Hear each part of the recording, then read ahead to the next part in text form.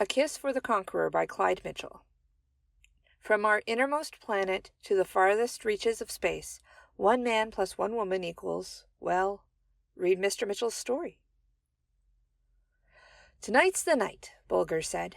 He ducked his head to catch a glimpse of his face in the particle of mirror hanging on the barrack wall.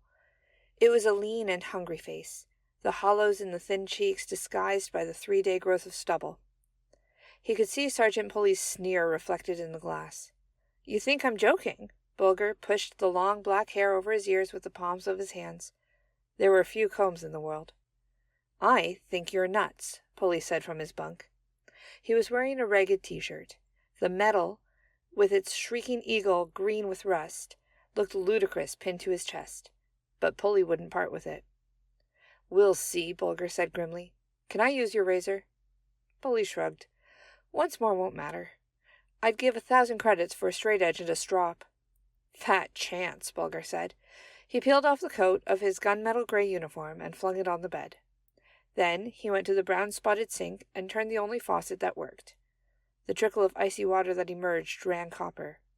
"Ion gun," he said crisply. Pulley extracted the device from his waist and tossed it to his barrack mate. Bulger ran a count on the water. It was clear. "Razor," he said. Pulley threw that too.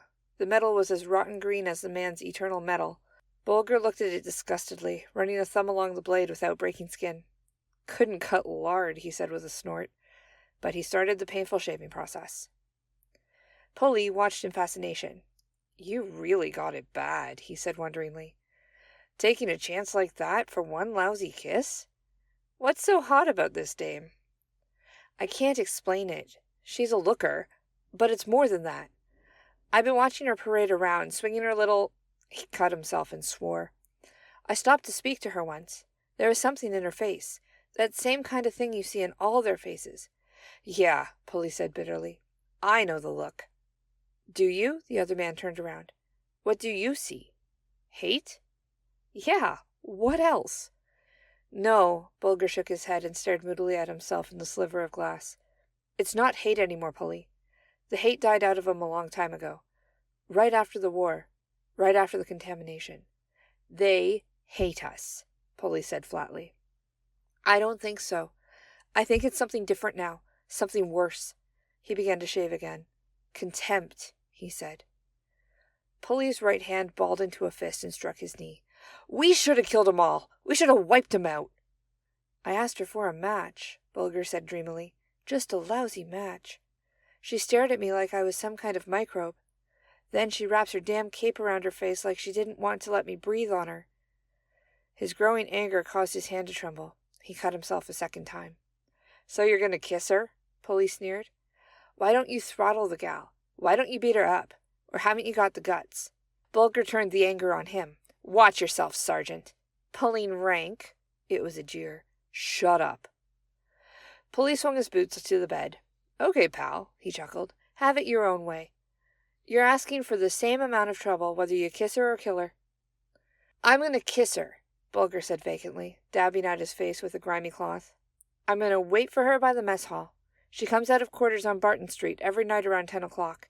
She cuts across the square, over to Pitcher Street. It's pretty deserted there that time. I'm going to jump out and—" "Operation Kiss," Pulley laughed, toying with the medal on his chest. "The last victory of the war." Bulger slipped into his coat. The unbleached cloth was shabby and threadbare, but the buttons were still bright and gleaming. The insignia of the 505th Army caught the light in the room brazenly. The iron hand clutching forked lightning. He had medals too, and they jangled as he buttoned the coat up to its tight collar. At least, he thought, his medals were worn where they belonged. "My," Pulley said mockingly. "You look pretty, Lieutenant. Where's my cap?"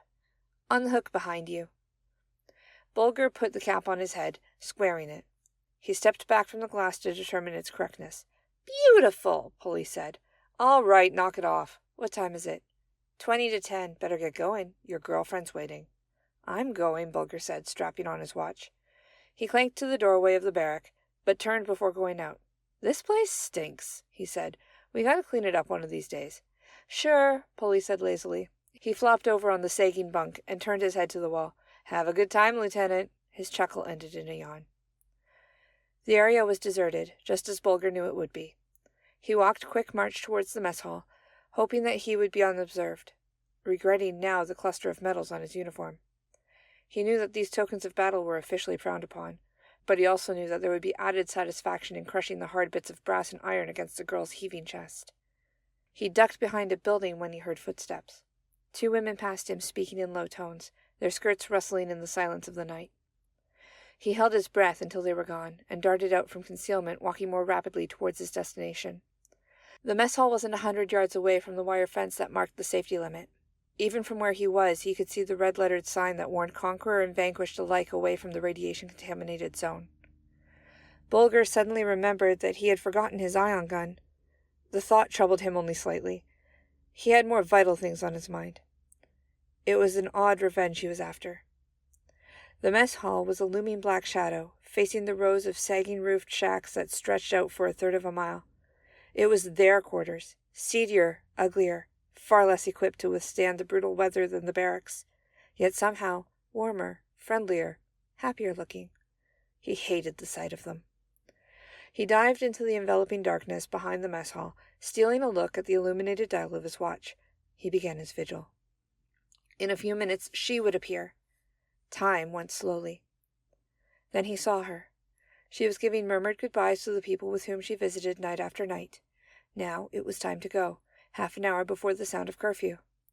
He saw her arms adjusting her cape over her head in the age-old motion of women. Now she was walking hurriedly away from the shack, across the square, her low heels slipping on the loose gravel. There was a moon, and its light struck her face gently, softly highlighting the sad loveliness of her features. When she was some 20 yards away, Bulger started after her. He walked lightly on his toes. She didn't hear him until it was too late.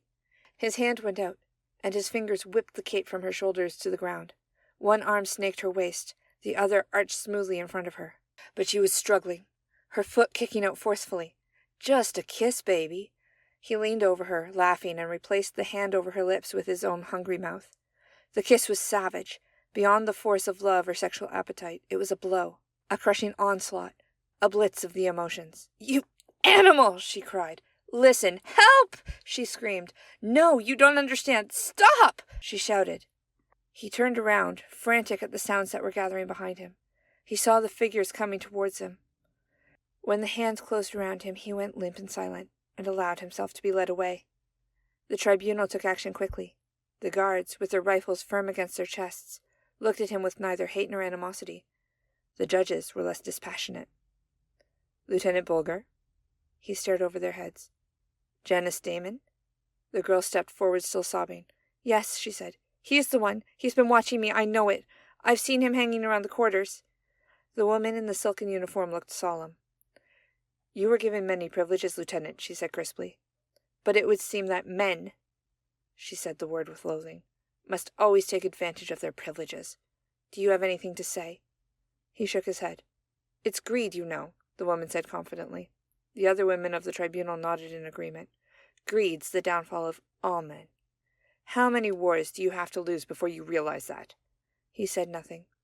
"Send him to the breeding camp," the woman said carelessly. "He'll pay for his kiss." She looked at the girl sympathetically. "Your lipstick's smudged, dearie."